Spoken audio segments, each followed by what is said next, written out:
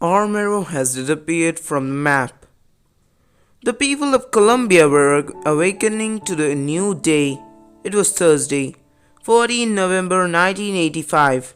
I turned on the radio to get the morning news.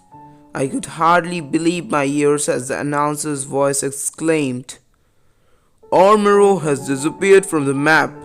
A portion of Chinchina has been swept away in a mudslide.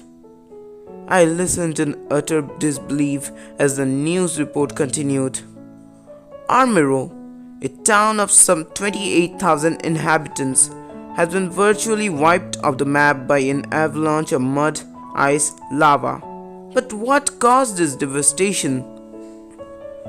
The night before, at about 9 o'clock, the 5,400 meters snow-capped volcanic peak, Nevada del Ruiz, exploded on its northeast flank, spewing out huge quantities of sulfurous volcanic ash.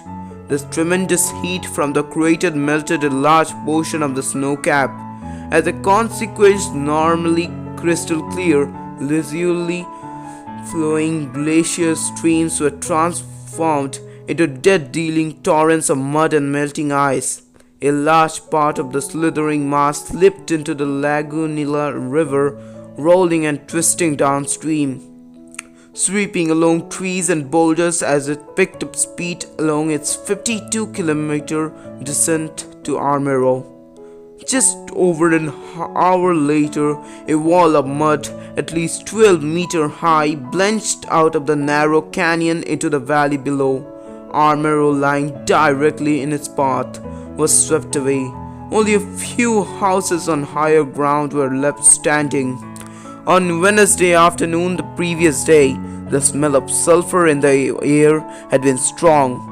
A little later ash began to fall, but this caused a little alarm since the volcano had been active in this way for nearly a year. The people were urged to remain calm, to stay indoors, and to cover their faces with damp handkerchiefs. A member of the Emergency Committee for Civil Defense assured the townspeople over the public address system that there was no reason for alarm. At about 7:30, a torrential rain began to fall and then suddenly stopped, to be followed by a strange fallout. A fine warm sand that soon covered roofs and streets. This was something new. More and more people became uneasy. A few locked up in their houses and fled to the higher ground. The majority stayed.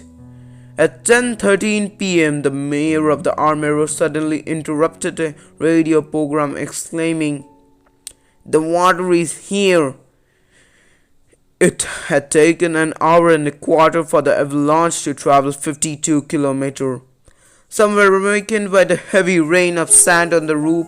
Others heard the noise of shouting outside.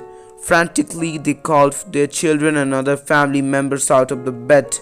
The lights suddenly went out. People were banging and kicking on doors as they shouted, "The Lagunilla is coming! Run! Run! The water is upon us! The volcano is coming!" Thousands rushed out of their homes. Cars, motorcycles, and trucks raced madly through the streets, horns blowing, heedless of the people in their way. Many were run down before the wall of mud struck. It was total panic. In the darkness, the approaching avalanche made a terrifying noise like two jumbo jetliners coming in low. The churning mass climbed over the river banks, rose higher than the houses, and swept straight down through the center of the town. Everything was engulfed and swiftly carried away. Children were ripped from their parents' arms and buried in the mud or carried helplessly away to their death. Finally, it was all over.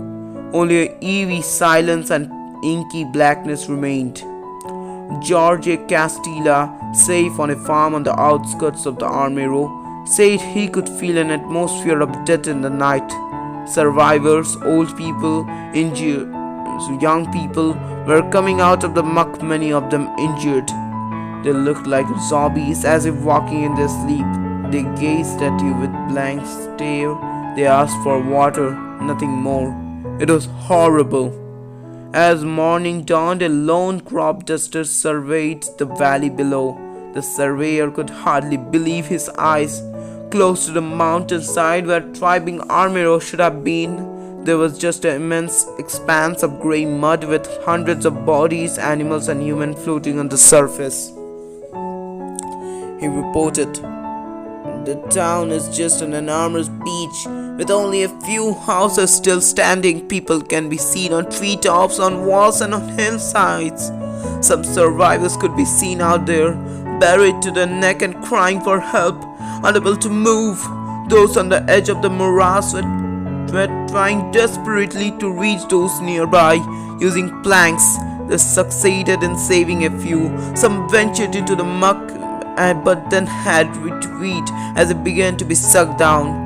A rescuer tried to drive a tractor in to help. With 3 yards, the tractor was sucked under. 6 weeks after the tragedy, I visited the site again, where the town used to be. There is now a grey-white, boulder-strewn beach in the shape of the enormous face, testimony to the fury of the nature. Thank you.